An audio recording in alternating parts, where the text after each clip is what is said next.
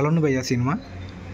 మెంటల్స్ అసలు. నేను ఇప్పుడు ఆ థియేటర్లో ఉంటే ఎక్కడ నా డెడ్ బాడీ బయటకు వచ్చిద్దు అని చెప్పి నేను కొంచెం దూరం వచ్చి చెప్తున్నాను భయ్య. సినిమా అంటే ఎంట్రీ 15 నిమిషాలు చెప్తున్నా కదా, ఫ్యాన్స్ అయితే కనుక సవాలై బయటకు వస్తారు. సవాల్ ఇది కొత్త ఎలా స్టార్ట్ అయింది రామ్ చరణ్ గారిది.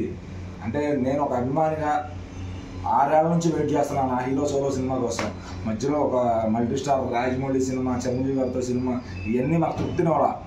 రామనందన్ వచ్చారు, తమిళ నుంచి డైరెక్టర్ శంకర్ గారు వచ్చారు, ఆయన ఇచ్చారు మాకు తృప్తి. అంటే కడుపు నిండిపోవడం కాదు, ఇంటర్వెల్కి అయితే నేను అమ్మ తెలుగువాడు అనేవాడు ఎవరైతే తెలుగు సినిమా అభిమానం ఉంటాడో ఇవాళ కొట్టాల్సింది ఎవడైనా సరే. ఇంకా అప్పన్న క్యారెక్టర్ అయితే ఏమో నేను చెప్పను కదా, ఎందుకంటే అది మనం చెప్పే అంత అర్హత లేదు మనకి.